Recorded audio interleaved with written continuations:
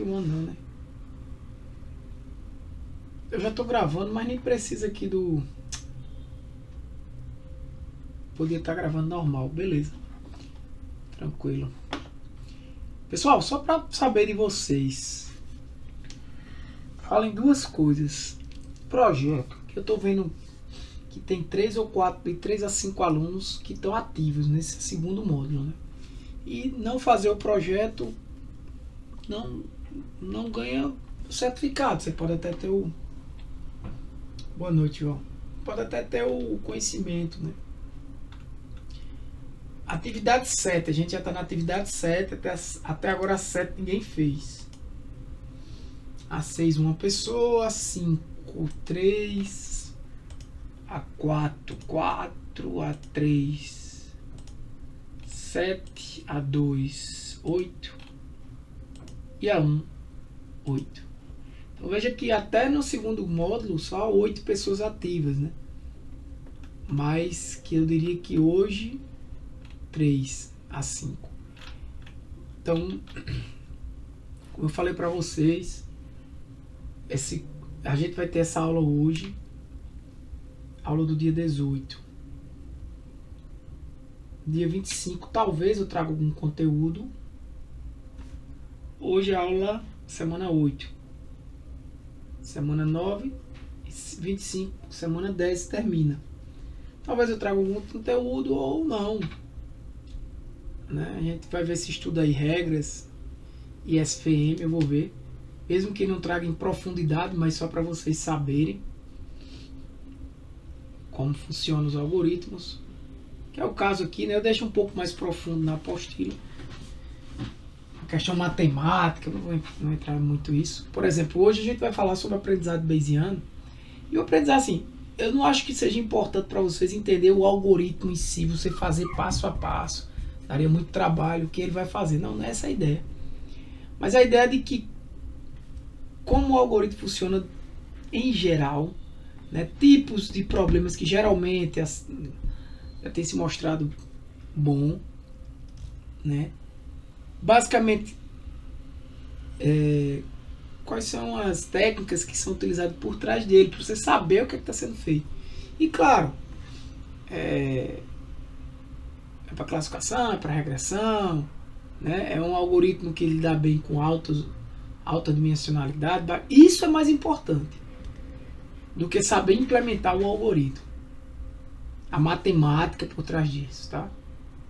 Eu trago um pouco dele aí, por exemplo, todos eles um pouco, mas mesmo esse pouco não precisa ser tão necessário que você precise saber implementar, principalmente se você não for da área de computação. Se você for, você vai precisar disso no curso. Em geral, nesse curso aqui não, porque é um curso mais aplicado, né? Para você entender, eu não quis nem trazer programação nesse curso.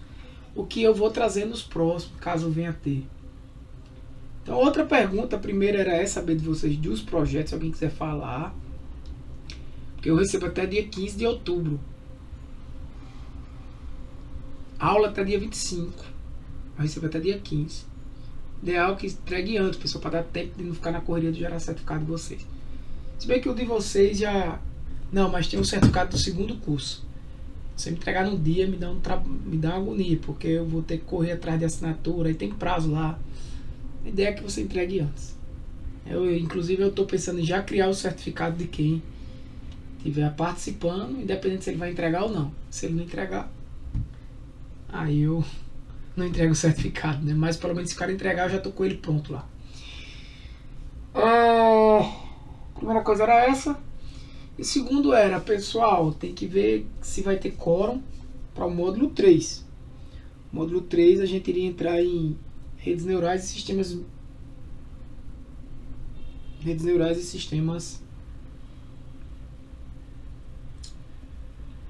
de múltiplos modelos, né? Basicamente ia ser umas 2 aulas de redes neurais ou 2 aulas.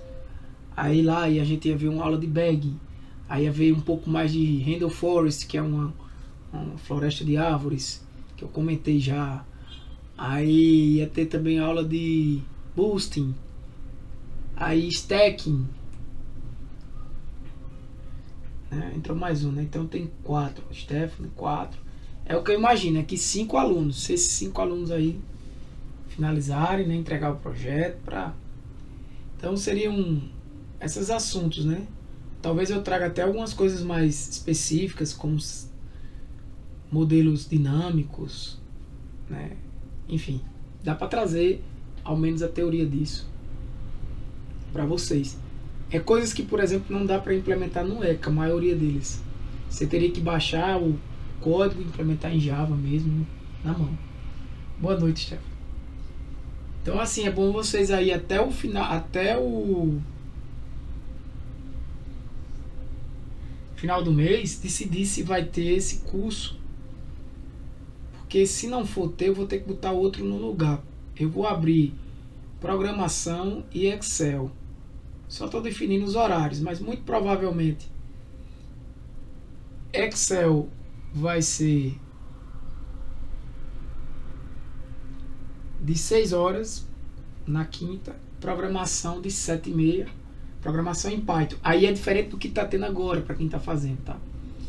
É um bem mais puxado. Eu não vou dar lógica, vou falar de Python. 10 aulas de Python.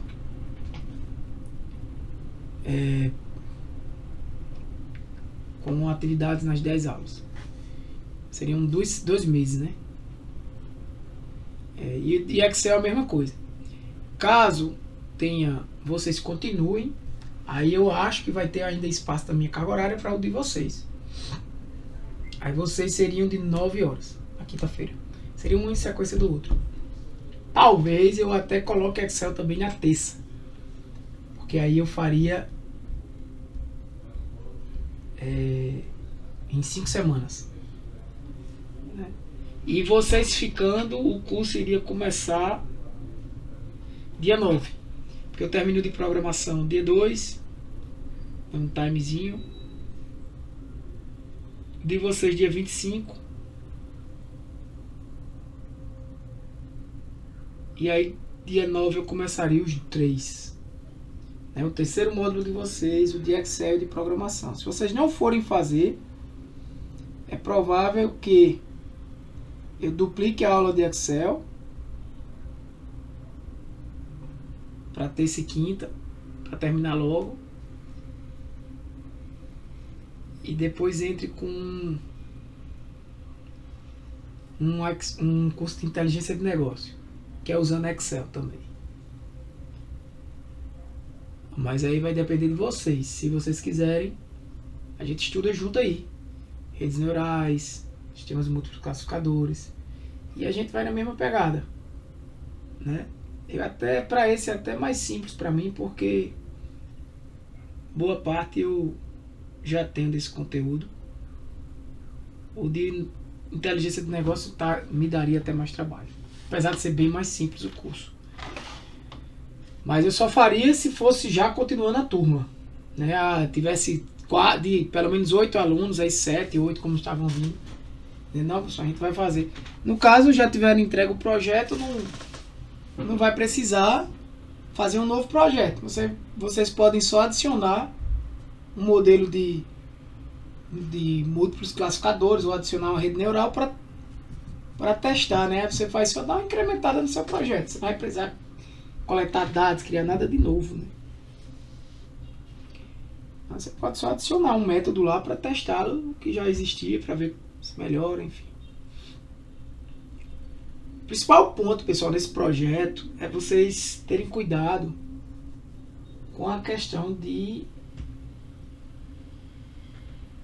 treinamento e teste, validação e teste, beleza? O que é que eu estou fazendo com os dados de treinamento? Eu estou treinando com validação cruzada na minha base de treinamento, blá, blá, blá, blá, blá, blá. Mas eu não posso mudar nada, pegar nada da base de teste. Se eu vou, por exemplo, se eu vou também usar validação cruzada, eu não posso fazer a minha comparação só com a validação cruzada. Eu tenho que... A validação cruzada é para eu treinar meu modelo, é para eu chegar no modelo adequado. Beleza? Então a ideia é essa. E aí eu tenho um conjunto de testes para depois. Eu tenho que ver o que também, se eu estou trabalhando com classificação, problema de balanceamento de classe, problema de dados vazios, né? Dados faltantes, ou um atributo que, por exemplo, ele é muito particionado, né? A gente comentou isso em árvores de decisão. Por exemplo, um atributo que tem 30 valores diferentes, mesmo que classificatório. Então, alguns valores, por exemplo, tem 3, 4, 5 opções. Então, mesmo que eu vá usar aquela variável, será que eu conhecendo um negócio, eu não poderia alterar aquela variável, ao invés de ter 30, transformar em 5? Né? Porque, digamos que os valores não sejam inclusivos, né? Sejam exclusivos, ou seja, se um exemplo, se o valor de um exemplo pertence a uma categoria superior, ele também não vai poder pertencer a outra. Então, se isso acontece, será que eu consigo aumentar essa granularização, né? Essa é a questão.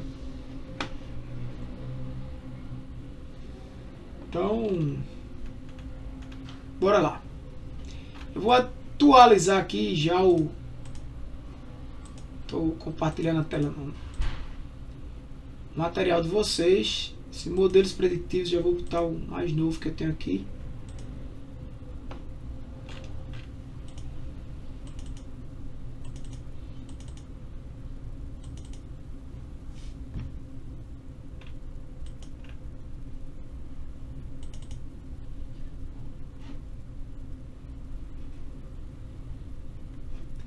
Esse outro do ECA eu meio que parei um pouco, questão de tempo, ele é menos importante.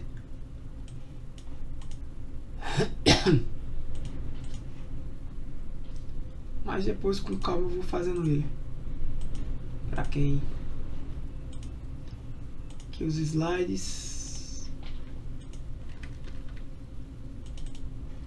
Espero que esse seja o mais novo. Esses slides eu nem olhei. Olha de quando é, 12 de março, mas lá de trás nesses cursos que a gente... Eu não fiz o de árvore de decisão, né? Mas eu vou botar aqui depois, tá? Aprendizagem Bayesiana. Galera, a base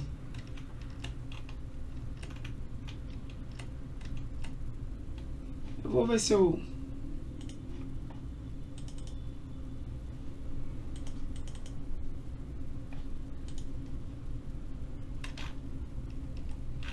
uso por aqui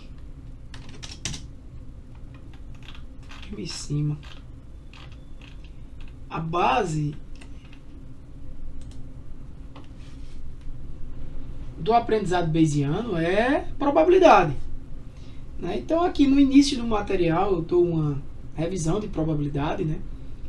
Que é probabilidade, a ideia de que quantificar a incerteza sobre uma ocorrência de um evento, né? Aquela velha história, lançar uma moeda, jogar um dado, né? Então qual é a probabilidade de chover amanhã? Se eu digo 80% de chance de chover, é a ideia de que em dias semelhantes àquele ali, de 10 dias, 8 choveram, né? Por isso que eu cheguei à conclusão que a probabilidade de chuva amanhã é 80%. Então, essa ideia de probabilidade é uma medida de crença, né? Vou passar um pouco mais rápido por alguns slides e mais devagar por outros, tá? Então eu acredito que a maioria aqui tenha noção já do que é isso aqui, né? Estuda na escola, inclusive. Quem fez o curso de estatística a gente também falou disso. Espaço amostral. É todas as possibilidades, né? Todas as possibilidades que você tem para realizar um experimento. Então esse é o espaço de opções. O evento é um subconjunto daquele espaço. Por exemplo, se eu vou jogar um dado, eu tenho duas opções. Se eu vou jogar, desculpa, 6 opções. Se eu jogar uma moeda, eu tenho duas opções. Então, o meu espaço amostral para jogar um dado é 1, 2, 3, 4, 5, 6. Não pode um dado de 6 lados, né? Não pode ter a opção 7. Então, é simples. Agora, qual é o evento? O evento tem que ser um subconjunto daquela galera ali. Por exemplo, deixa eu botar isso aqui. Por exemplo, um subconjunto daquela galera é saber se o número é par, saber se o número é maior do que 3. Né? É um evento. Por exemplo, você vê o cardápio de uma pizzaria, o subconjunto é um tipo de pizza. Ou um grupo daquele de pizza, pizza salgada, por exemplo. Com a probabilidade de eu pedir uma pizza salgada. Né? Então, agora isso aqui já é importante, né? Talvez alguns não lembrem. Eu tenho eventos que são independentes. Né? Qual é a probabilidade, ou seja, de ocorrência de dois eventos que são independentes? Um não afeta o outro. Qual é a probabilidade do Vasco ganhar do Botafogo hoje, né? Vai jogar. E do Brasil ganhar do... Vai jogar com quem? O Chile já jogou, ganhou. São coisas, né? Independentes. Então, se eu quiser saber qual a probabilidade do Vasco ganhar e do Brasil ganhar, é a probabilidade do Vasco ganhar vezes a probabilidade do Brasil ganhar. Por exemplo, lançar uma moeda e lançar um dado. Já um exemplo, um evento dependente, né? Um exemplo de um evento dependente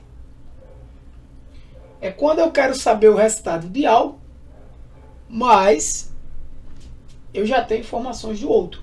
Depende da informação do outro. Por exemplo, qual é a chance de eu sair de casa com um guarda-chuva? Isso é uma probabilidade. Qual é a chance de chover? É outra probabilidade. Agora sim, qual é a chance de eu sair de casa dado com um guarda-chuva? Dado que está chovendo. É diferente da probabilidade de eu sair de casa com um guarda-chuva. Né? Dias de chuva, naquele dia pode até não estar chovendo, mas é um dia de chuva, considerando. Então, dado que a gente está no inverno, por exemplo, ou dado que normalmente, como estava aqui em João Pessoa, né, se alguém aqui em João Pessoa, está chovendo, então você tem uma probabilidade diferente, né, da probabilidade de você sair de casa com guarda-chuva. Inclusive, depois é bom, galera, lá no... Vou até fazer uma enquete lá no grupo para cada um botar seu estado, né? Legal. E eu peço, pessoal, que vocês não saiam do grupo, mesmo que não tenha um módulo 3. Por quê? Porque a gente pode continuar estudando. Um curso desse, até o meu limite, né? Você dá, olha, para até o módulo 3 de sistemas neurais, sistemas de multiplicadores, ok. Módulo 4 de aprendizado não supervisionado, ok. Módulo 5 de até ainda de na verdade, o curso de estatística pode ser até um módulo desse curso, né? Que seria um curso de estatística para aprendizado de máquina. Mas né, para vocês que fez o de estatística, fazendo esses dois, se fizer o de sistemas multiclassificadores e um de aprendizado não supervisionado, agora aprendizado não supervisionado, eu precisaria de pelo menos dois módulos, né? Mesmo que você, né, se continuar isso aí, é mesmo que um curso de 240 horas, né? No final das contas são 6 cursos.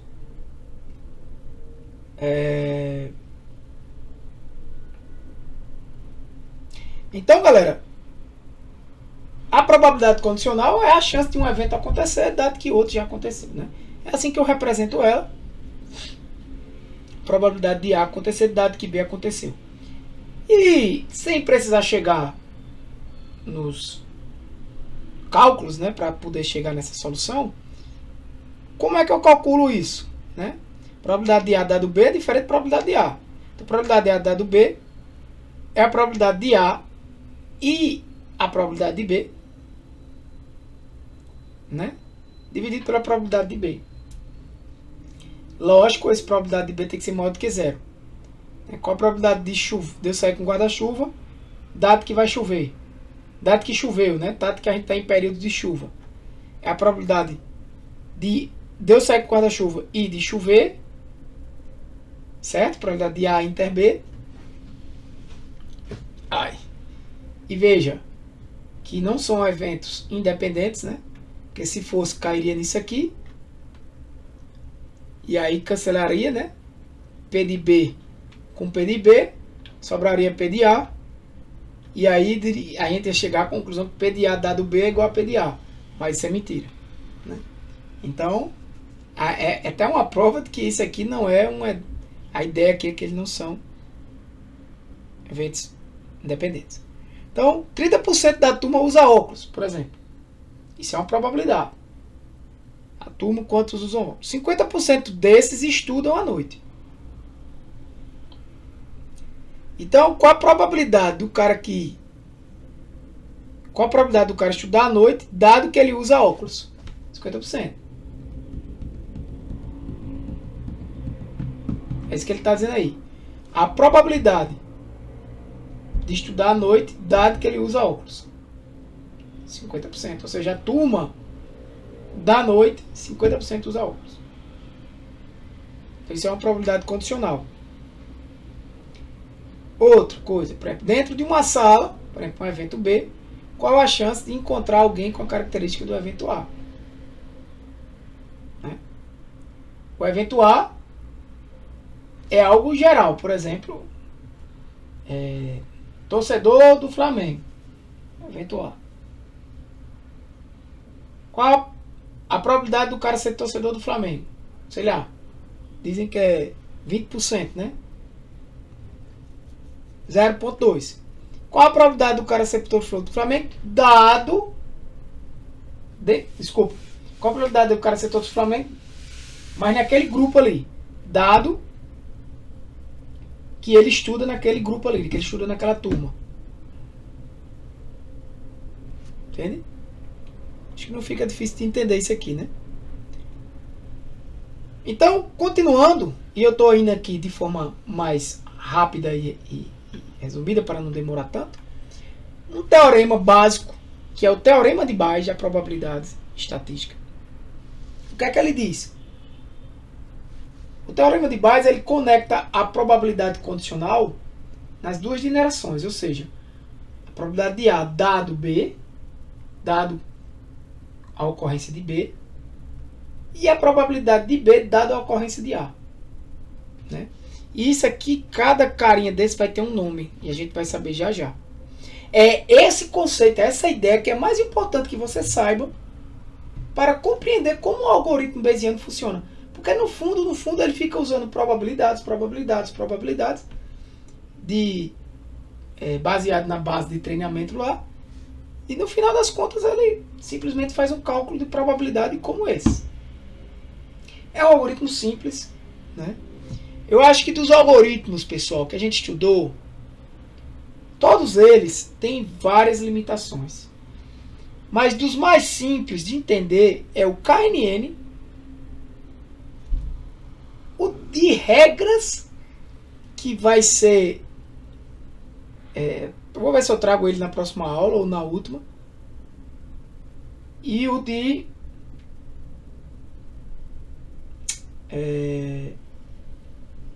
E o probabilístico. Desculpa, galera. Ele chega na quinta. Essa aula na quinta-feira, porque chega na quinta-feira de noite, eu já tô. Então a mente, eu já percebi, não raciocino rápido. Na segunda, na terça, até na quarta, mas na quinta de noite. Aí eu pego essas duas turmas de vocês.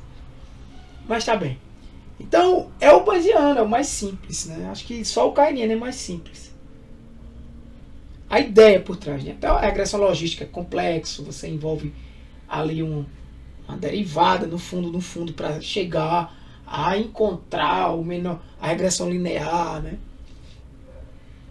Lembrando que todos esses exemplos aqui, esses algoritmos, eles podem também ser adaptados para problemas de regressão, tá? A maioria deles. O KNN pode. A regressão logística não, mas aí você tem a regressão linear. Né? Aí eu estou me referindo à regressão linear simples e múltipla, tanto faz. Aí você tem o árvore de decisão, aí tem a árvore de regressão. Aí você tem o Naive, a aprendizagem bayesiana, mas você tem um ajuste para regressão. Em alguns algoritmos se ajustam para regressão. Não sei se no ECA tem algum não, mas é possível. Aí, regras, a mesma coisa. E o SVM é a mesma coisa, tem um adaptado para regressão. É porque a classificação ela foi estudada no aprendizado de máquina com maior foco, né? Com mais coisas feitas para classificação. Renan caiu. Então, assim, esse é o teorema de Bayer, né? Não precisa chegar à conclusão disso aqui. Então, a base da aprendizagem bayesiana é essa crença, né? Que ela é atualizada com novas evidências. Lembra que eu falei que a probabilidade é uma crença? Eu creio que tem 80% de chance para chover amanhã. É uma crença. Como é que eu chego nessa crença, né? A gente estudou lá na estatística. Tem a técnica, né, frequentista. Tem uma técnica chamada técnica frequentista. O que é que você faz? Você faz um levantamento, por exemplo, uma moeda não viciada, joga ela várias vezes e ali você encontrou que ela caiu cara 0,55, 55% das vezes. Você faz isso de novo, a frequência, aí você começa a analisar a frequência com que cai o cara, né? Isso vai dar uma distribuição normal, muito provável. E de todas as vezes que tu lançou a moeda 10 vezes, uma vez foi 60%, a outra foi 45%, a outra foi 50%. A média ali provável é 50%, se não for uma moeda viciada. Então você tem uma esperança de que aquilo é 50%. Na aprendizagem bayesiana, a gente atualiza essa crença baseada em novas informações que a gente vai tendo, né? Por exemplo, vamos para um exemplo prático. Existe aí uma doença rara que a cada 1000 pessoas uma tem, certo? Talvez na medicina isso não seja raro, né? Não sei, estou dando um chute aqui. Então, quando se faz um teste dessa doença, preste atenção, 99% das pessoas que estão doentes, de fato, testam positivo. Lembrando da Covid, né? E 5% das pessoas saudáveis testam positivo. Tem gente que testa positivo, mas não está doente.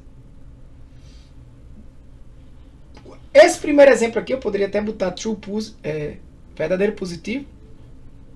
É aquele que você diz que o cara está doente e ele de fato está. Estimou como positivo e é positivo. E o teste de 5% de pessoas saudáveis, falso positivo. Ou seja, eu disse que ele era positivo, mas não é. Estava saudável. E veja que é uma quantidade muito grande de pessoas, né? 5%. É alto. Se teste positivo, qual a probabilidade de estar doente? Ou seja, o cara testou positivo. Qual a probabilidade de estar doente? Se você olhar para qualquer informação dessa, você não tem como dar o resultado de cara. Porque você olha assim, se o teste deu positivo, eu não sei qual a probabilidade de estar doente. Eu sei que 99% das pessoas que são doentes testam positivo.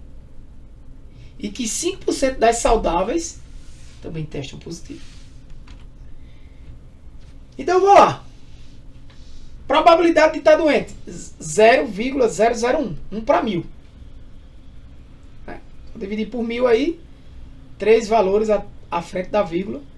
Dividido por 1000. 0,001. É isso?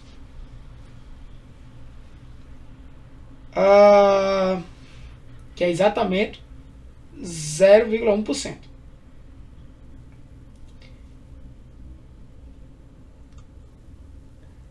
A sensibilidade, a gente estudou esses conceitos lá no módulo 1, né?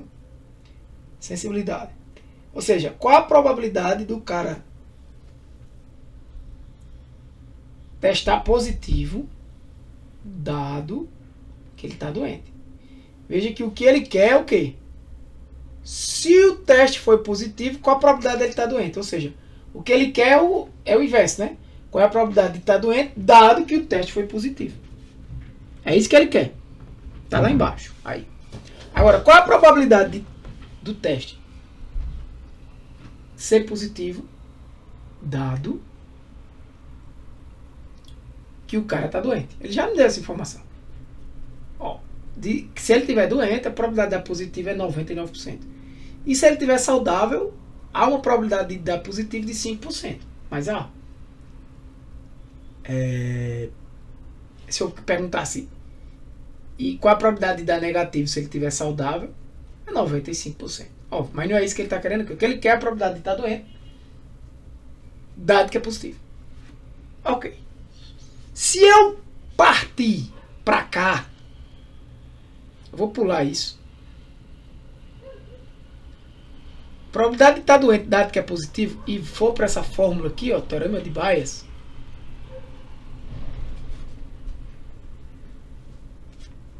Certo? Teorema de Bayes. Ele vai ver que A é estar doente e B é ser positivo. Né? Então é a probabilidade de B dado A vezes P de A sobre P de B. Então é a probabilidade de positivo dado que está doente vezes P de doente sobre P de positivo. Ok. Isso aqui eu tenho. 0,99. A probabilidade de estar doente, eu também tenho. 0,001. Agora, a probabilidade de ser positivo eu não tenho. Eu tenho a probabilidade de ser positivo, dado que está doente, e tenho a probabilidade de ser positivo, dado que a pessoa é saudável. Agora, qual a probabilidade de ser positivo eu não tenho. Então, existe um outro teorema, mostro lá no material, que ele, o que é que ele diz? Bem, a probabilidade de ser positivo, considerando aqui que essas questões são independentes, e de fato são, ele não pode ser, o resultado não pode dar positivo o cara estando doente e ao mesmo tempo dar positivo o cara estando saudável. Não, isso aqui é independente. Esse pedaço aqui é independente desse pedaço. O cara não pode ser doente e saudável ao mesmo tempo. Nenhum depende do outro, né? Eu não tenho como dizer qual a probabilidade de estar doente dado que está saudável. Não faz sentido, né? Então são independentes. Então, quando eu tenho que esses eventos são independentes, eu posso dizer que a soma dessa probabilidade aqui, ó, de ser positivo, dado que está doente, vezes a probabilidade de estar doente, com a probabilidade de ser positivo, dado que o cara é saudável, vezes a probabilidade de ser saudável, a soma desse aqui, mais uma vez eu vou dizer, não precisa a gente se preocupar. Como é que como é que os matemáticos, os estatísticos chegaram nesse... Não faz sentido, a não ser que você vai estudar estatística ou você vai estudar ciência de dados numa graduação. Não é o caso deste curso aqui.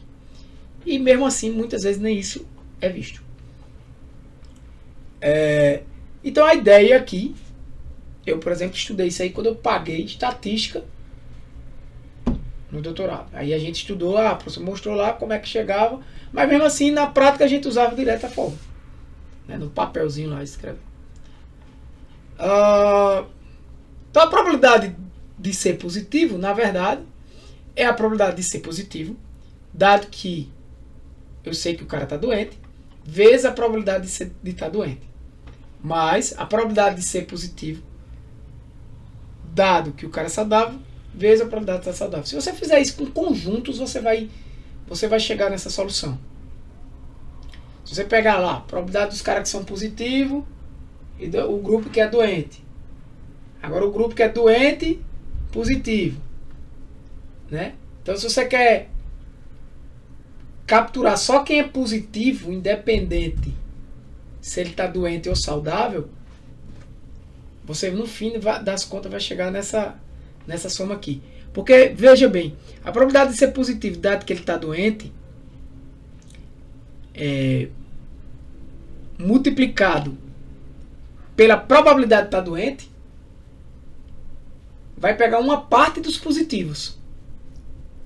São os positivos que de fato estão doentes. E o de baixo vai pegar outra parte dos positivos, que é os positivos que na verdade não estão doentes, né? Então aqui é só uma substituição de valores. Esse valor eu já tenho, 0,99. Esse eu já tenho, 0,01.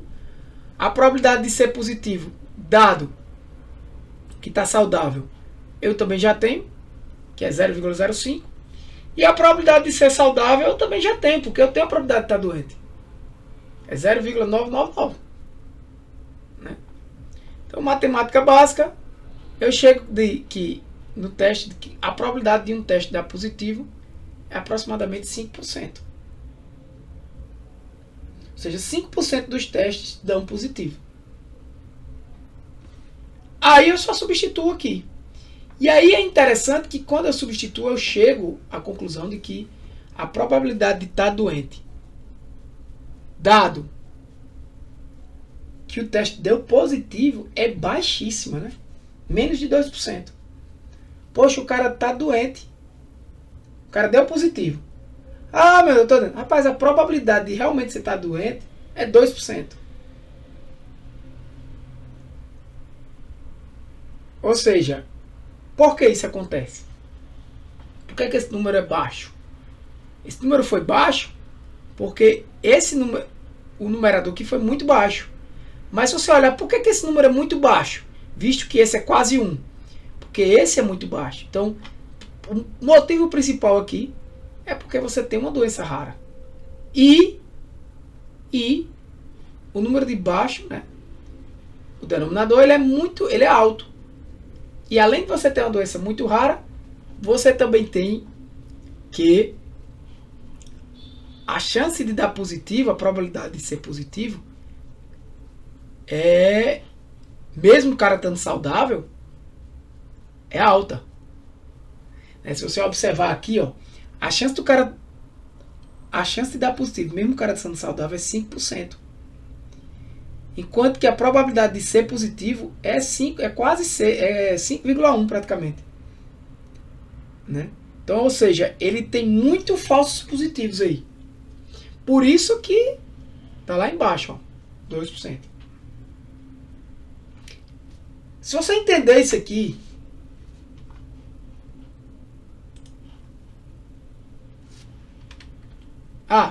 interpretação é o que eu já falei. Apenas 1,94% de chance de real de estar doente. Mesmo com o teste positivo, devido à raridade da doença e falsos positivos.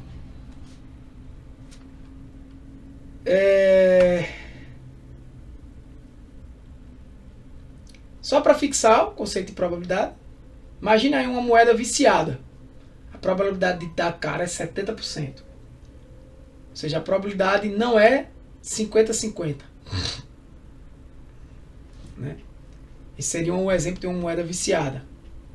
Saco de bola, você tem 5 bolas, 3 vermelhas e 2 azuis. Qual a probabilidade de puxar uma vermelha? 3 de 5, 60%. Previsão do tempo, né? Chance de chuva, não é certeza, mas eu tenho uma incerteza que 80% das vezes que o tempo está dessa forma, vai chover amanhã. Beleza, isso é uma revisão rápida de probabilidade. Agora, o que seria o teorema de Bayes? O aprendizado bayesiano, o algoritmo de Naive-Bayes, por exemplo, ele é baseado no teorema de Bayes.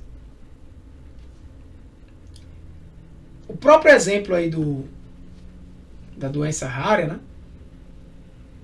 Você pode pensar da seguinte forma. Imagina aí um médico que tem uma suspeita de um paciente ter uma doença rara. Então, o que é que esse médico tem a princípio? Ele tem uma crença inicial, que a gente chama de quê? Probabilidade a priori. Né? É uma probabilidade que é essa daqui, ó, 0,001. Que ele tem dessa doença existir. Aí você tem novas evidências, né? Você tem novos dados Então você tem uma nova probabilidade. Então você tem uma probabilidade a posteriori. Por quê? Porque agora você sabe que aquele cara nasceu numa cidade específica da Europa. E naquela cidade específica da Europa, essa doença rara não é tão rara.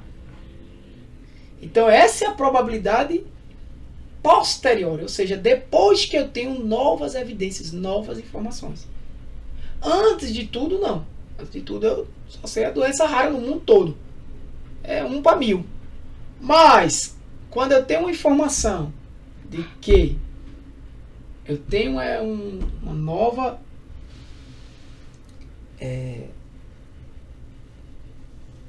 evidência daquela doença, por exemplo, na cidade, o cara é daquela cidade, eu tenho uma probabilidade nova ali, atualizada, e a gente chama de posteriori. Eu vou deixar logo o slide com todas as informações. E eu tinha até comentado já, né? Alguns paradigmas de probabilidade. Frequentista foi aquele que eu falei. Você faz vários experimentos repetidos, você tem um parâmetro que é um valor fixo. Você não conhece, mas é um valor fixo. Por exemplo, 0,5 para uma moeda justa. Você não sabe qual é a probabilidade ali daquela moeda. Você chega em 0,5 por quê? Você faz vários experimentos. Você joga a moeda 10 vezes. Aí aquilo que eu estava dizendo. Deu 60% cara. 6 caras. Faz de novo. Deu 4. Né? Tivesse com a moeda aqui. E aí fazer o teste. Faz de novo. Né? Então você vai ter uma frequência de quantas vezes deu 40%. De quantas vezes deu 50%. De quantas vezes deu 60%. E você vai ver se a moeda for justa. É muito provável. Você vai ter até uma curva normal ali daquela distribuição de frequência. Talvez em alguns momentos você tenha ali 9 vezes caiu cara. Mas vai ser uma vez que aconteceu aquilo ali. Enquanto para 5 vezes caiu cara, vai ter ali 10 vezes acontecendo, né? Que é o valor esperado, a média. Então esse parâmetro é fixo. Né? O parâmetro que eu estou estimando aí é fixo. Agora é óbvio, os resultados variam. Né? Eu posso ter 0,5, posso ter 0,6, eu posso ter 0,7. Mas o parâmetro que eu espero para uma moeda justa é fixo. Isso a gente já estuda em probabilidade, estudou lá no curso de estatística, certo? Distribuição de frequência. Na probabilidade, a partir do paradigma bayesiano, essa medida de crença ela é dada a partir de uma incerteza. Pensando lá no aprendizado, pensando lá na frente já. É aquela ideia. Qual é a probabilidade do cliente comprar ou não comprar? Aí você vai olhar lá e vai dizer 60%. Porque tem... Na minha base de dados aqui, 60 compras, clientes que compraram e botaram o carro lá, botaram o produto no carrinho e compraram. Qual a probabilidade de um cliente que bota o carro no carrinho e comprar? 60%. Probabilidade. Porque eu tenho 10 mil exemplos e 6 mil botaram no carrinho e compraram. E outros 4 mil botaram, mas não compraram. Probabilidade de 60%. Né? Pontual, vamos dizer assim, né? Vamos dizer que se eu fizer isso todo dia, por exemplo, e considerar a frequência disso aí, pode dar... Eu não conheço o parâmetro, mas ele é fixo. Ele é 60%, por exemplo. Na probabilidade bayesiana, no paradigma bayesiano, essa minha crença, ela é a partir de uma incerteza. Por exemplo, a probabilidade do cliente estar no carrinho, comprar um elemento que ele botou no carrinho. Eu estou dando esse exemplo aqui, mas lá na frente o exemplo é um pouco diferente desse, tá? Para vocês não confundirem. Dado que ele colocou no sábado. Dado que ele colocou um carrinho no final de semana.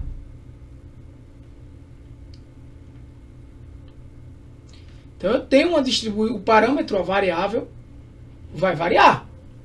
Porque essa incerteza, eu não sei se ele botar no sábado, ele tem tantos por cento, X%. Se ele botar na segunda, é Y%. Então, esse parâmetro aqui varia. Então, esses dados que vão sendo observados vão sendo utilizados para atualizar essa distribuição a posteriori, né?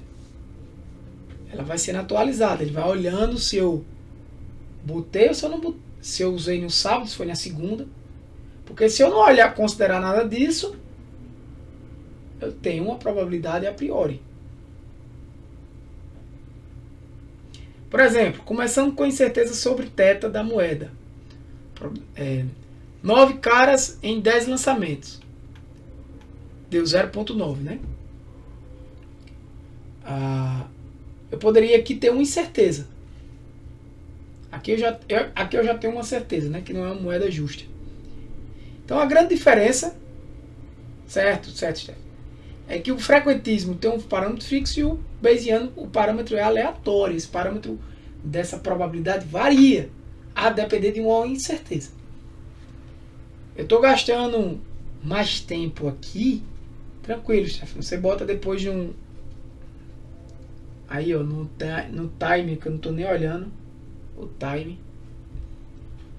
Eu estou gastando mais tempo aqui nesses slides porque eu não vou nem passar pelos outros direito. Então a essência do aprendizado bayesiano é estar sempre atualizando essas crenças. E como é que na prática, na aprendizagem de máquina, ele atualiza? Baseado nos valores dos atributos.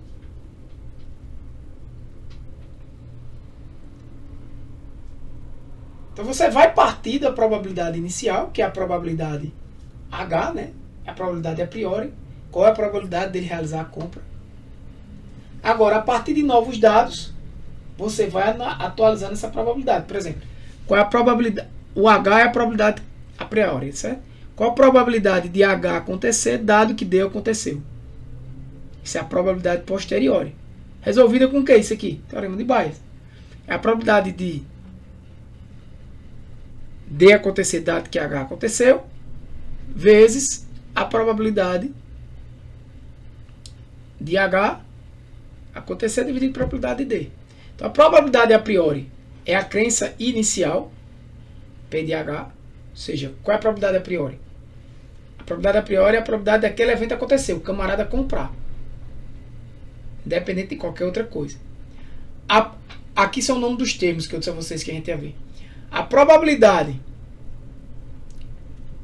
de algo acontecer, dado que ele comprou, por exemplo, a probabilidade dele, não vou dizer botar no carrinho não, porque é uma...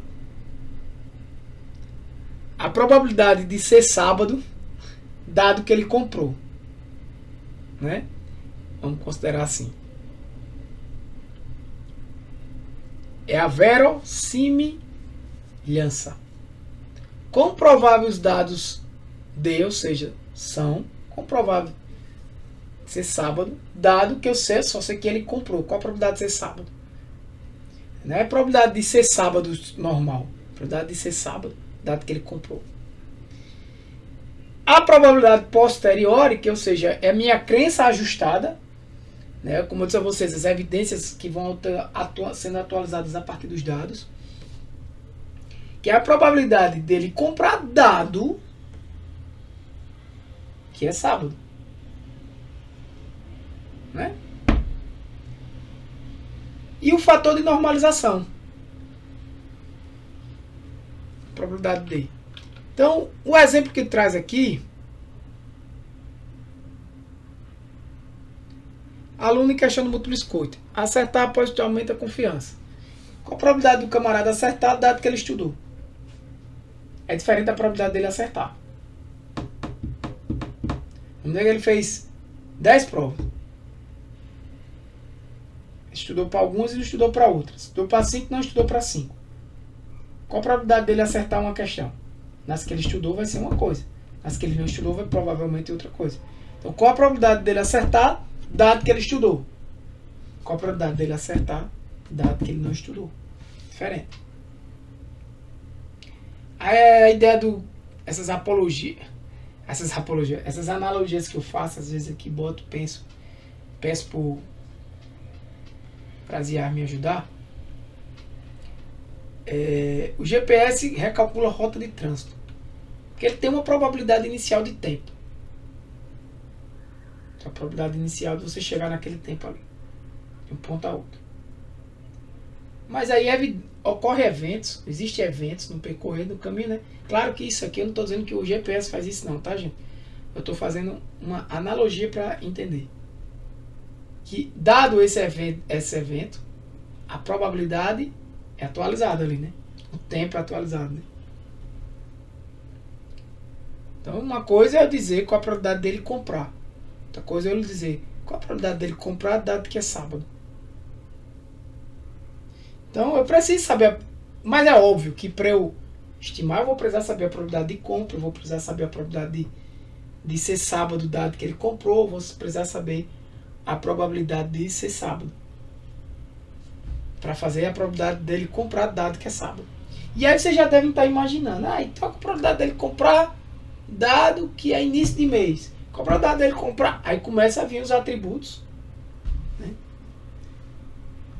E aí ele cria um conjunto de probabilidades ali para chegar na solução, né?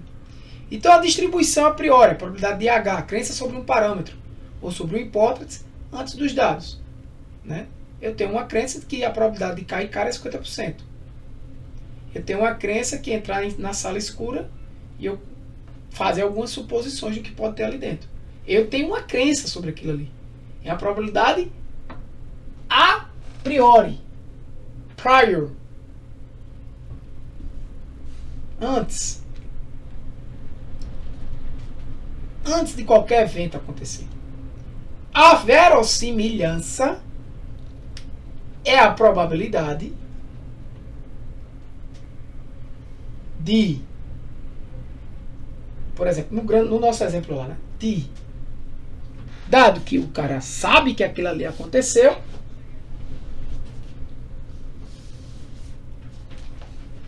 com a probabilidade, por exemplo, de ser início de mês, com a probabilidade, enfim. Mas a ideia aqui é que você entenda que a verossimilhança, a diferente da posteriori, que a gente vai ver, vai dizer o quanto, olha como ela é importante, uma hipótese explica os dados observados. Vai dizer o quê? Quanto um valor, por exemplo, de um conjunto de atributos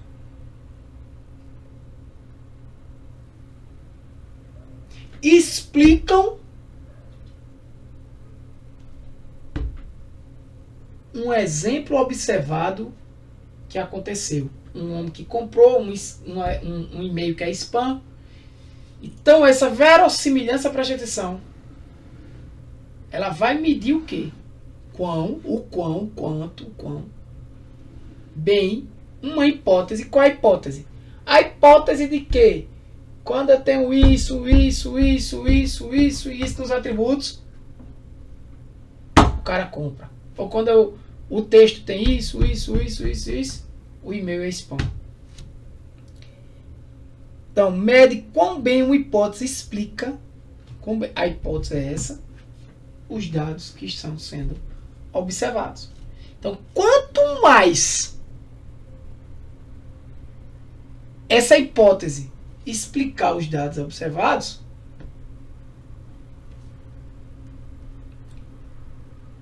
maior vai ser essa verossimilhança. E ela vai ser muito importante daqui a pouco, vocês entenderem. Então, por exemplo, eu tenho 9 caras em 10 lançamentos. A hipótese, a moeda é viciada. Né? Qual a hipótese? O quão mede a verossimilhança, mede o quê? O quão bem uma hipótese. Qual a hipótese? Hipótese que a moeda é viciada. O quão bem essa hipótese explica os dados observados. Bem, eu observei, eu fiz o cálculo lá da verossimilhança e observei que a moeda ela é viciada.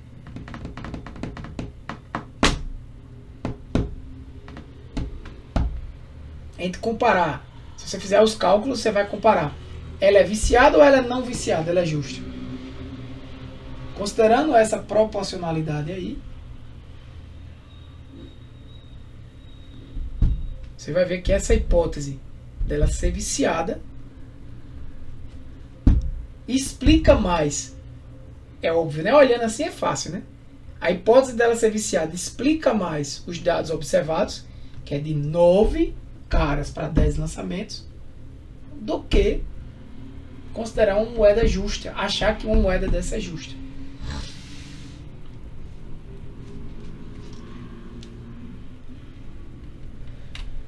E essa analogia não ficou legal não. Comparar teorias para um fenômeno.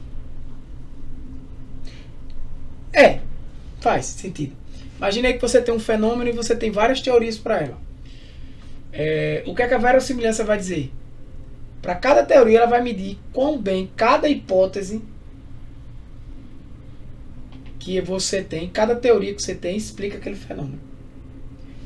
A maior verossimilhança vai melhor explicar aquele fenômeno. Entenderam o que é a verossimilhança? Quão bem uma hipótese explica o que eu estou observando. Quão bem a teoria explica o fenômeno. Então a verossimilhança, esse valor aí, quanto maior, mais ele explica. E a posteriori, que é a crença final, que é o teorema de Bayes, né? Após 9 caras em 10, eu passo a acreditar que a moeda é viciada. Né? Após o GPS ver um trânsito, um carro parado, bloqueando a estrada, após essa ocorrência, esse evento, ele ajusta a rota dele, né? Claro que aqui eu não estou falando de probabilidade, isso é uma analogia.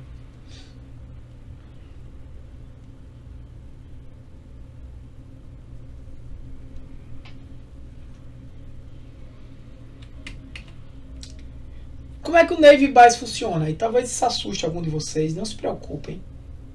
Mas não é difícil de entender isso aí. Imagina aí o classificador Navy Bayes, ele vai assumir o seguinte: todas as características de x1 até xd, certo? Todos os atributos de entrada, de 1 até d. D é a quantidade de atributos. Primeira coisa, todos são condicionalmente independentes entre si, dada a classe CK. O que é CK? Se eu tiver um problema binário, K igual a 2, certo? C1 e C2. Dada a classe C1 ou dada a classe C2. O que é que ele está dizendo?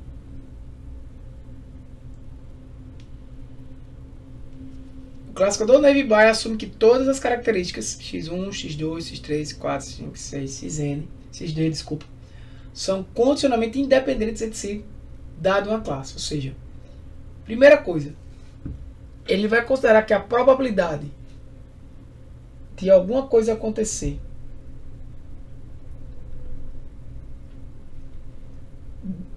imagina o seguinte: eu só vou olhar quem comprou. Qual a probabilidade para quem comprou do cara ser homem? Comprou o produto, qual a probabilidade de ser homem? Pronto. Qual a probabilidade de ser maior de 30 anos? Pronto. O que ele está querendo dizer aqui é o seguinte: é que a probabilidade de ser homem e a probabilidade de ser maior de 30 anos, o algoritmo Navy Bayes, o ingênuo Navy, ele é independente. Ele não considera o fato, por exemplo, de o cara que é homem tem mais de 30 anos. Qual é a probabilidade dele comprar? É uma coisa. Qual a probabilidade do cara que é homem comprar é uma coisa. A probabilidade do cara que é mais de 30 anos comprar é outra. Do cara não, da pessoa, né? Mais de 30 anos comprar é outra coisa. Pode ter homem, pode ter mulher aqui. Nesse aqui, essa probabilidade de ser homem e comprar, pode ter mais ou menos de 30 anos. Então são independentes. É isso que ele está dizendo aí no primeiro exemplo. E representação algébrica é essa. Probabilidade de x. Quem é x? Esse conjunto de dados. Imagina é um conjunto de valores chegando. Né? Homem, 30 anos, formado, graduado, sei lá. Né? Qual a probabilidade dele? Dado CK. Dado que comprou. Ou dado que não comprou, mas vamos analisar dado que comprou. Esse π significa o produto. De 1 até D. Quem é D? Eu disse a vocês que ia demorar muito em uns slides e é esses aqui. Vou demorar pouco em outros. Quem é D? Quantidade de atributos. Então, para cada atributo, imagina, para o atributo sexo, a probabilidade x1.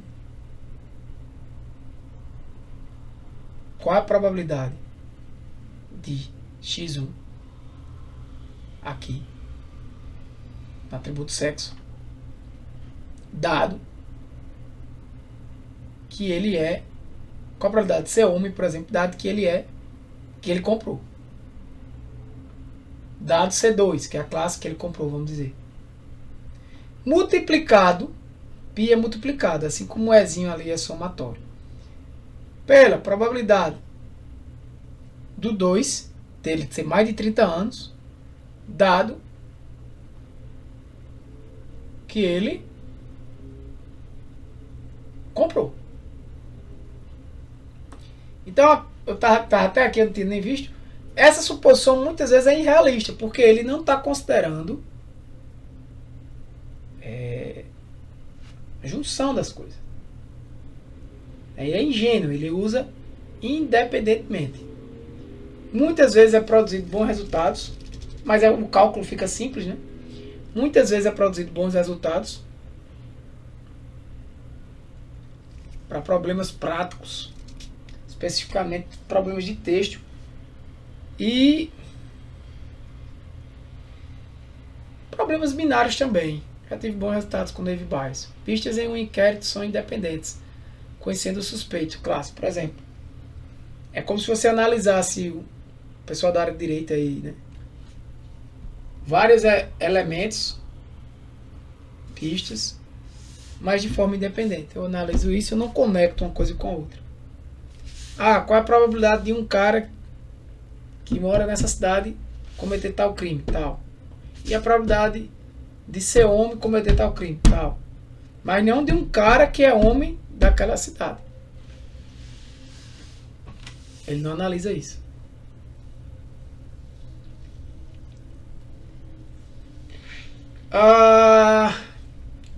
Eu vou só ler isso aí, tá? O que é que ele está dizendo aqui? Então, qual é a probabilidade? Preste atenção.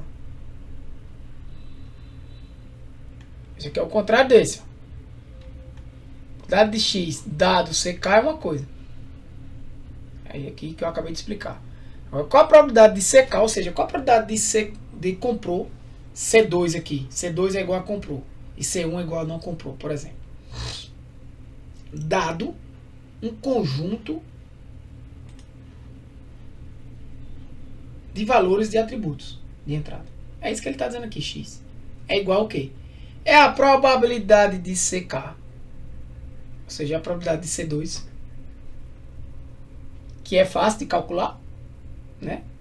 Probabilidade a priori, C2 lá. Vezes a probabilidade, aí é isso aqui, ó,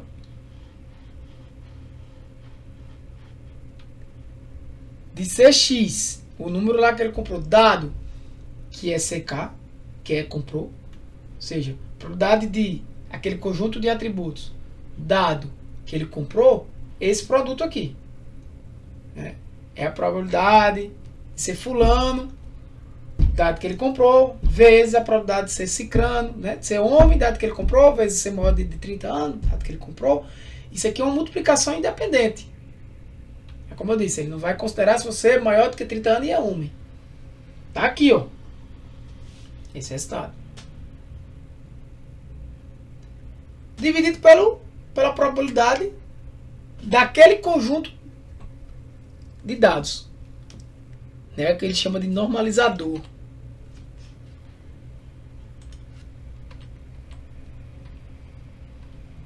Aqui, ó. Fator normalizador.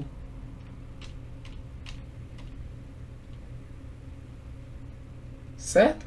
Porque veja, ó, se você pensar aqui como o teorema de Bayes, isso aqui é o teorema de Bayes. Se você pensar que C é A, X é B, ó, na verdade que C é H e X é D, né? É a mesma coisa. O H tá aqui, né? Só que ele tá multiplicando aqui do outro lado.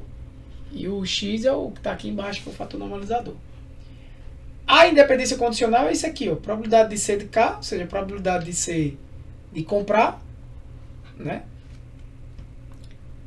Vezes esse produto aqui, que é nada mais, nada menos do que isso. Beleza?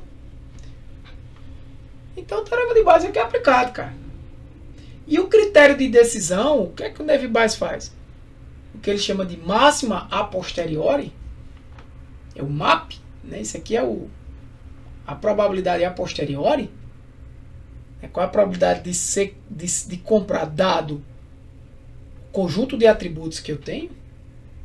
A probabilidade de comprar dado o conjunto de atributos que eu tenho, essa probabilidade a posteriori aqui calculada com o Neve Bayes, teorema de Bayes.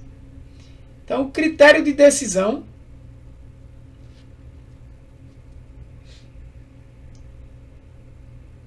a única... Só um detalhe. Questão aqui é que o Neve Bayes, ele pega essa expressão aqui, ó, e resume a isso.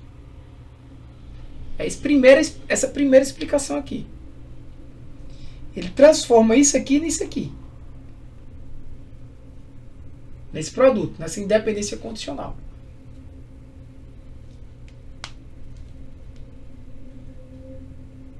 Certo?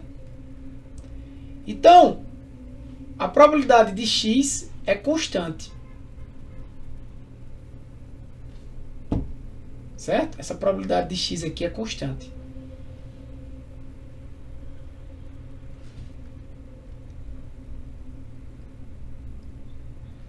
Então, se a probabilidade de X é constante, por que eu estou dizendo isso? Eu não quero botar aqui no papel. Mas se eu disser, eu vou calcular aqui a probabilidade de não comprar, certo? P de C1 barra X. Vai ser o quê? P de C1, probabilidade de não comprar, vezes P de X dado dado C1. Ou seja, probabilidade de X, desse conjunto de valores X, dado que ele não comprou. Sobre quem? Probabilidade de X. E se eu perguntar, e multiplicando aqui dá no mesmo, né? Probabilidade de C1 vezes produto da probabilidade de X1 dado C1 vezes X2 dado C2 sobre P de X. Esse X maior aqui é um vetor de valores. Probabilidade daquele conjunto de valores. Beleza, se tu botar C2, vai dar a mesma coisa, né? C2, o P de X aqui vai estar para C1 e vai estar para C2 do mesmo jeito. É isso que ele está dizendo aqui, ó. P de X é constante. Tanto para a classe que eu estou analisando, tanto como para outra classe. Ou para qualquer outra classe. Então, o que é que eu quero calcular? O que é esse C chapéu? É o argumento máximo de C de K, dado que K é binário, vamos dizer. Então, K igual a 1 e K igual a 2. Então, o argumento máximo para C1 e C2. Imagina que isso aqui vai ser uma lista de resultados, né? Vai ter uma lista para C1, vai ter uma lista que o primeiro elemento é considerando C1, o segundo elemento C2. Então esse C chapéu é como se fosse um vetor de resultados. mas ele é o argumento máximo desse vetor. Vamos imaginar assim: C1, C2 e assim por diante. Então, P de C de K, que é isso que está aqui em cima, multiplicado pelo produto, blá blá blá. Eu pegando esse argumento máximo aqui, né? C chapéu como fosse um vetor, que argumento máximo é esse? Para cada classe eu tenho uma probabilidade. Argumento máximo de quem? Para C1. Então, bota a probabilidade de C1 vezes a probabilidade de X1 dado C1 vezes a probabilidade de X2 dado C2. Pronto, tem um argumento. Probabilidade de C2 vezes. Aí vamos dizer que D é a quantidade de atributos. D seja 2 também. Tem 2 atributos. P de X1 dado C2 vezes P de X2 dado C2. O argumento máximo é onde eu vou encontrar aí qual é a classe. Entendeu? Qual é a classe? Para C1 ou para C2. A fim de evitar underflow, né? O algoritmo faz essa transformação aí logarítmica. Tira o log das probabilidades. Então, existem algumas variantes do Naive Bayes. Não vale a pena aqui, para o tamanho do curso da gente, para nosso escopo, entrar em tantos detalhes, né? Mas, por exemplo, o Naive Bayes de Bernoulli usa, por exemplo, esses exemplos que eu estava dando. Spam não é spam, presença ou não presença, né? Você tem um Naive Bayes multinomial, né, usado aí para texto, né? Hoje em dia, com o avanço das LLMs, né, galera, perde um pouco de sentido. Tem o Naive Bayes gaussiano. Na verdade, as LLMs que utilizam os modelos, talvez, né, por algum, não sei dizer, talvez utilize essas ideias aí, né, lá nos primórdios. Mas não faz muito sentido hoje em dia a gente, por exemplo, para analisar sentimento de texto, né, saber se a pessoa está com raiva no texto, saber se a pessoa está com... É outro assunto interessante. Está feliz com o texto que escreve, baseado nas palavras, na conexão daquelas palavras. Usar um Naive Bayes, né? A não ser que seja um problema facilmente resolvido com o Naive Bayes, não precisa ser tão complexo usando LLMs. Mas acredito eu que para o contexto que a gente tem hoje não seria tanto necessário. Mas você pode usar, às vezes, por exemplo, para um problema básico seu, né, você estudar NLP, né, Natural Language Process, para aplicar talvez um modelo de Naive Bayes.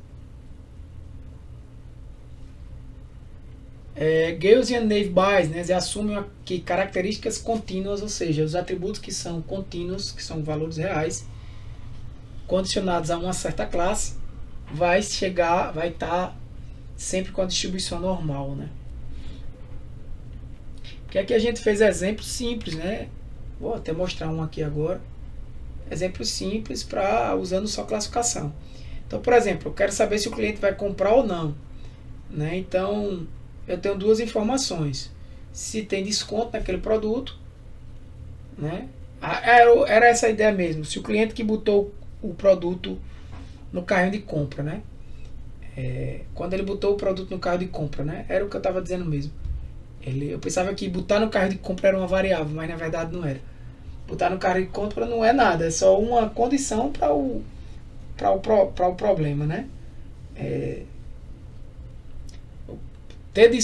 Ele comprar ou não comprar, ele só está considerando aqui todos que entraram no carro de compra, é isso que eu estou querendo dizer.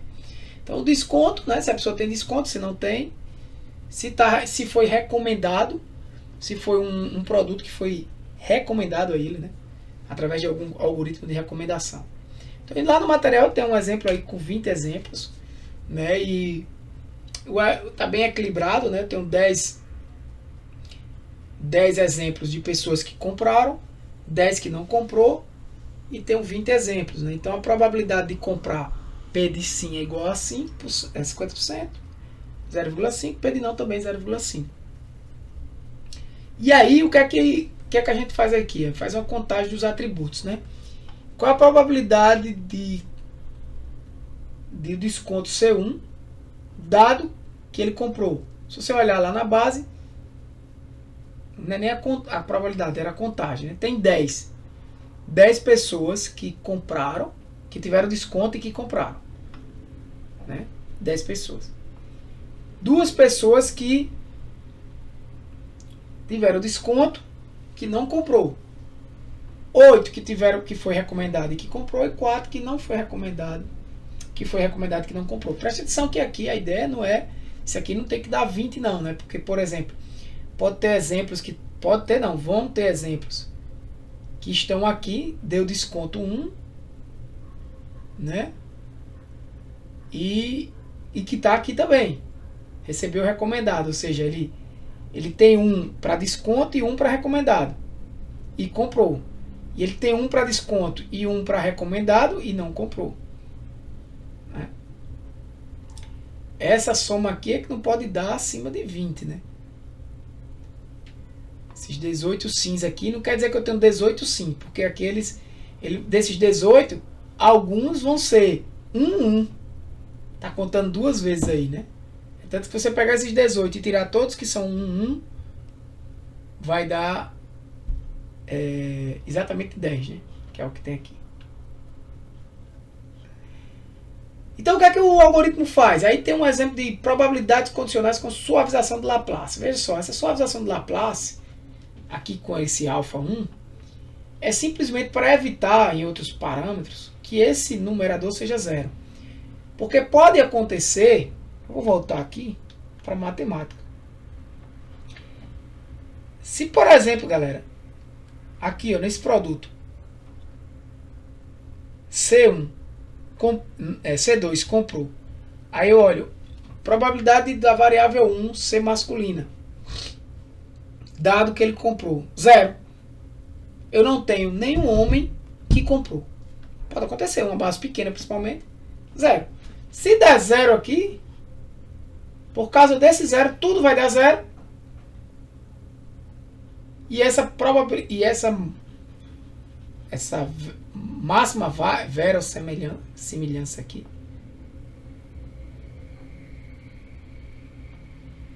vai dar 0. Não vai pegar, né? Inclusive pode acontecer 0 para os dois, né? Porque pode ter também um outro atributo, por exemplo, acima de 30 anos, que não comprou e o cara é acima de 30 anos. E é masculino. Ele é 0 para cada uma das situações. Então, eu estou olhando aqui para essa câmera, né, gente? Mas esqueça, às vezes vocês estão aqui. Então, ela não vai funcionar, né? Porque vai zerar tanto para C1 quanto para C2. Essa, ó, verossimilhança, ó, que é exatamente a probabilidade. Desculpa, não. Máxima a posteriori, que é exatamente essa probabilidade de comprar, dado o conjunto de entrada, e a probabilidade de não comprar, dado o conjunto de entrada. A máxima posteriori é o maior valor desses dois. Probabilidade de comprar, dado o conjunto de entrada, probabilidade de não comprar, dado o conjunto de entrada. Então, ele soma esse alfa aqui, porque se caso algum desses zerar, não zera, né? Fica 1. E embaixo ele soma 2 vezes alfa. Então aqui, ó, por exemplo, bora lá. Ele calculou quantos descontos tinham, né? Descontos tinham sim lá, né? Tinha 10, aí ele usou o Laplace aqui, deu 11 sobre 12, deu essa probabilidade. Agora, qual a probabilidade de o cara receber desconto e não comprar? Tinha 2, ele olhou lá na base de dados, né? Você vai lá na base de dados, você vê. Se não estiver batendo, pode ser uma falha de digitação mesmo, mas a ideia é que tenha 2 caras lá, dentre os nãos, que recebeu desconto. E dividido pelos 10, né? Que não compraram, que é o total. Aqui tem 10 também, porque por coincidência tem 10 sim e 10 não. 10 que comprou e 10 que não comprou. Aqui dá 0,25. Certo? Então, a probabilidade de receber o desconto dado que comprou e a probabilidade de receber o desconto dado que não comprou. Mesma coisa para o recomendado. Probabilidade de receber o desconto dado. Desculpa, probabilidade. Cansado. A probabilidade de ser um dado que comprou, ou seja, de ser recomendado. Qual é a probabilidade de dado que o cara comprou desse produto ter sido recomendado? 8 dos 10. Vai dar 9 sobre 12 por causa do Laplace aqui. Do ajuste. A suavização de Laplace. E, considerando veja que eu considero independentemente desconto e recomendado.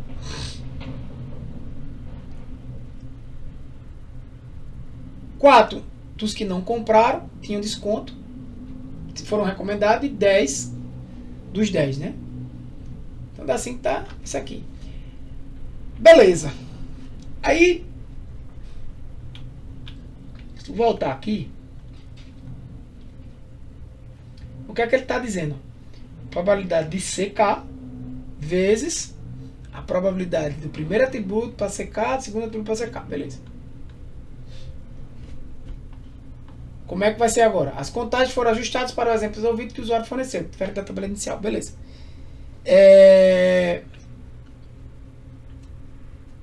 O que é que vai se fazer agora? Calcular a máxima a posteriori. Qual a probabilidade de X? Ou seja, quem é X? Novo cliente, ó, tem desconto 1 e recomendado 1. Está aqui. Ó. Chegou um cliente que teve um desconto e que teve o produto recomendado. É isso que chegou. Então ele vai calcular o quê? Para sim e para não. Para sim e para não. Né? Que é exatamente isso aqui. Ó. Probabilidade de ter o desconto, dado que ele comprou. Probabilidade de não ter o desconto. Desculpa. De ter o desconto, dado que ele comprou. Probabilidade de ter o desconto, dado que ele não comprou. É isso aqui, ó. Probabilidade de ter o desconto, dado que ele comprou. Probabilidade de ter o desconto, dado que ele não comprou. Certo? Tá aqui. Vezes a probabilidade de CK. Aqui, para o recomendado agora. Probabilidade de ser recomendado, dado que ele comprou. Probabilidade de ser recomendado, dado que ele não comprou. Nesse caso aqui vai ser o quê? A probabilidade de ter o desconto, dado que ele comprou, vezes a probabilidade de ser recomendado, dado que ele comprou, vezes a probabilidade dele comprar. Aí eu vou achar o do C2. E depois do C1. É o que está feito aqui. Qual é a probabilidade de X dado sim? Probabilidade de X dado sim. X que é X? 1. X é 1. Né? Desconto 1, recomendado 1. É a probabilidade de ter desconto dado que sim, que ele comprou. Esse. Vezes a probabilidade de ser recomendado dado que sim, dado que ele comprou. Esse. Veja que são independentes isso aqui. Ó. Ele está considerando como independente. Mas às vezes poderia não ser, né? Talvez o desconto só veio porque o cara foi recomendado. Ou algumas vezes poderia acontecer isso. Então qual é a posteriori de sim aqui? Eu multipliquei os dois, né? Deu esse valor. É esse camaradinho aqui, que é esse valor. Olha ele aqui. Vezes P de sim. Por que esse P de sim está aqui? Volto para cá, ó. Esse P de CK aqui. P de C2. P de C2 é P de sim, P de C1 é P de não. Pode ser. Ou como você preferir. Desde que toda vez coloque corretamente. E P de sim é 0,5. Então, a posteriori desse, a probabilidade daquele atributo, dado que ele comprou, no contexto é 34,3. E a probabilidade daquele atributo, dado que ele não comprou, seguindo a mesma lógica, 0,25 vezes 0,41, esse valor vezes esse, vezes 0,5, 0,0521. Como esse a posterior de sim, que aqui não é a probabilidade bem, né? É maior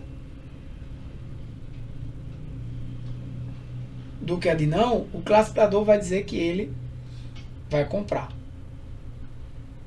Se eu quiser normalizar isso aqui para ter uma probabilidade, aí sim. Então, qual a probabilidade de ser sim? É o posterior de sim dividido pela soma dos dois posteriores, né? Você vai ter uma probabilidade. E de não, a mesma coisa, você vai ter uma probabilidade. Se você quiser usar as probabilidades. Então, a probabilidade normalizada de comprar é 86% e a de não comprar é 13%. Galera, tu pode usar isso aí na mão, brincar no Excel, para não ser tão na mão, né? Mas se tiver domínio com Excel, era até aqui que eu queria. O restante é só um informativo. Você tem regressão bayesiana, eu posso até comentar na próxima aula, junto com o assunto de regras. A gente ainda tem 2 aulas. Posso ver se vou trazer SVM, concluir isso aí, falar um pouco mais. Mas vocês viram que é bem interessante, bem fácil de entender. A ideia da regressão bayesiana, eu nunca usei regressão bayesiana, para ser sincero. Mas a ideia é mesmo de uma regressão linear.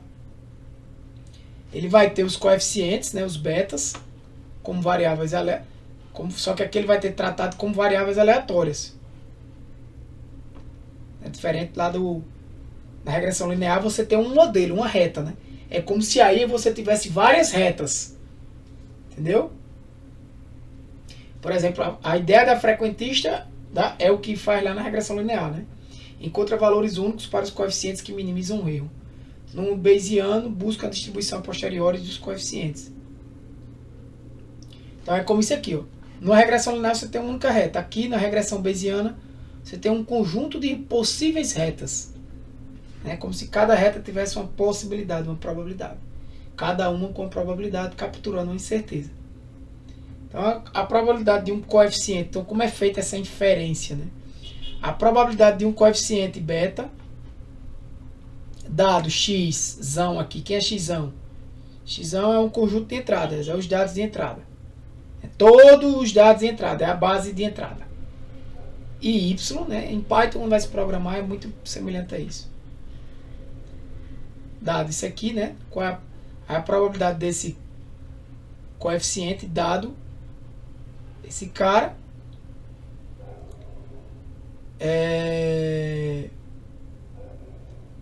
aqui ele está dizendo que a probabilidade de ser y dado x, que é a base, né?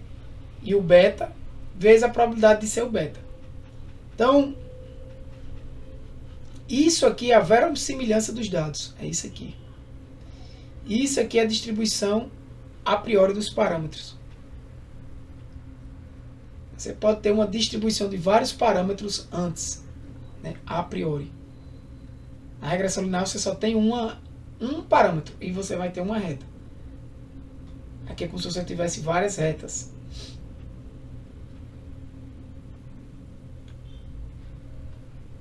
Aí tem também as redes bayesianas.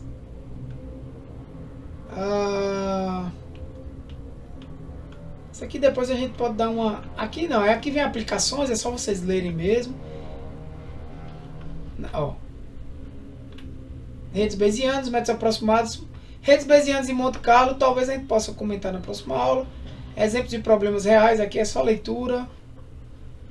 Interpretação intuitiva das probabilidades posteriori. Já falei disso.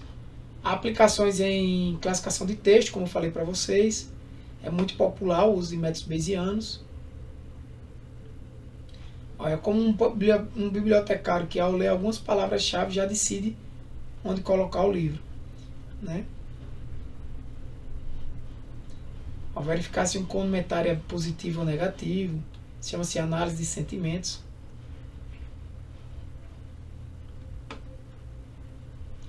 Então, exemplos de aplicações é só leitura, né? Todas essas questões de probabilidades o modelo bayesiano pode ser utilizado. Eu sei que já está um pouco tarde, pessoal, deve estar 11h19, né? Já vai 1h30 certinho. Eu vou só... Me empolguei mais hoje. Sabe que nem chegar isso tudo.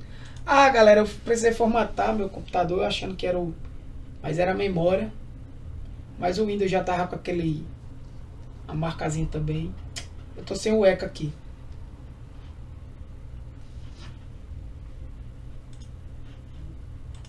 Talvez...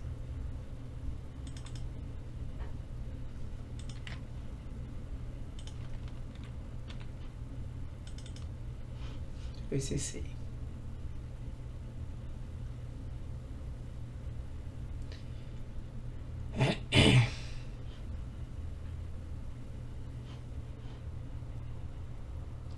Mas se alguém quiser fazer algum comentário, a gente... Não sei se vai dar para instalar ele.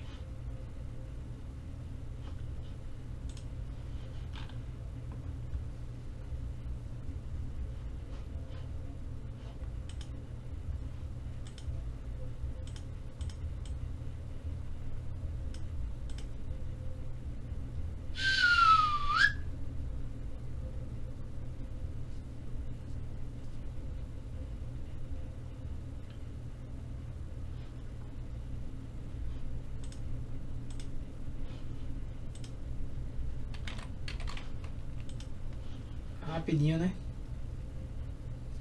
Essa é a versão que eu tinha aqui. Ih! Não.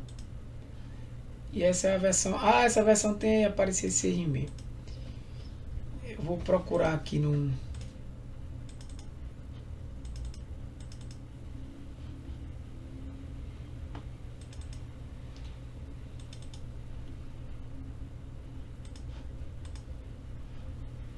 Essa base aqui, né? Deixa eu fazer uma select atributos aqui nela, só para check in status, duration, credit history.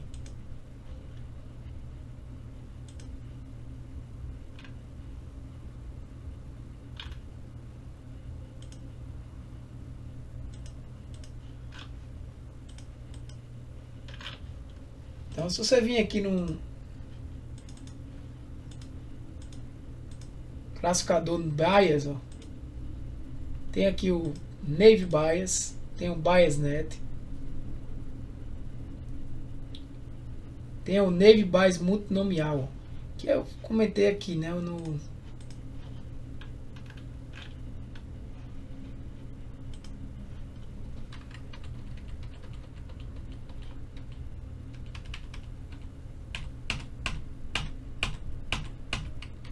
dele.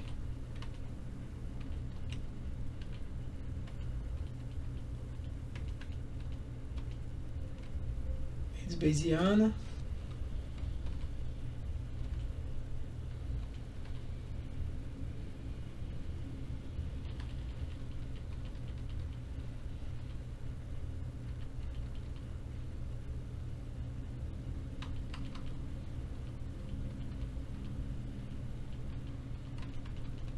Cadê? Aqui. Classificação de texto. Pronto. É muito simples de usar ele, né? Você pode escolher ele aqui e dar um start. E ele cria aqui toda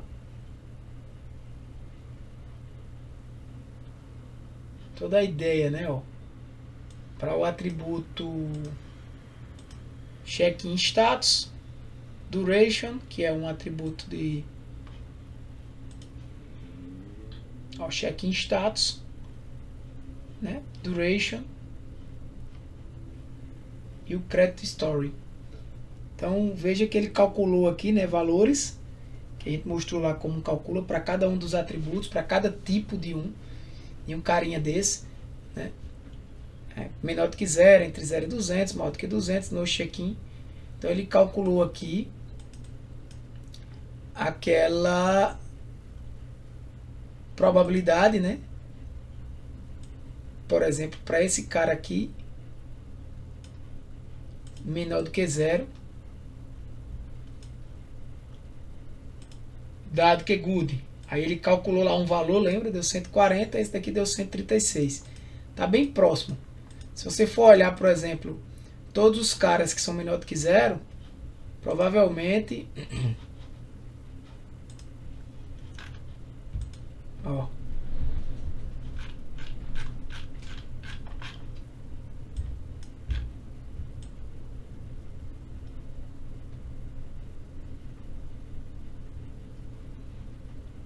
Esse cara aqui, né? Vai ter good e bad, vai estar bem distribuído. Não sei se vocês entenderam o que eu quis dizer. Esses valores próximos aqui, né?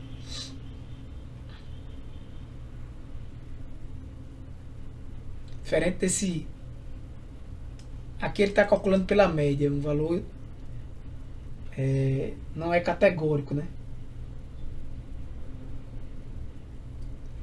Então ele calcula a média para o good, a média para o bad, o desvio padrão para o good e para o bad, a soma, né? E o peso, a precisão aqui, enfim. No final aqui ele acertou 74%.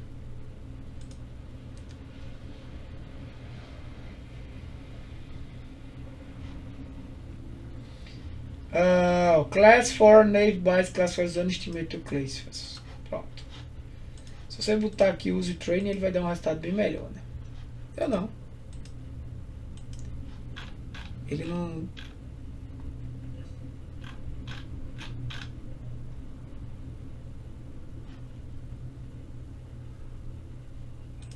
decorou não. Não decorou.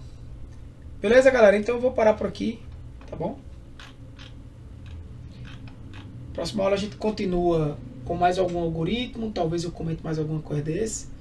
E na última a gente conclui aí com dúvidas e talvez eu entre aí com SVM. Tá bom? Vou ver, o que der tempo ainda a gente coloca. No máximo regras e SVM. Beleza, galera? Um abraço. Deixa eu parar a gravação aqui para não ficar longa.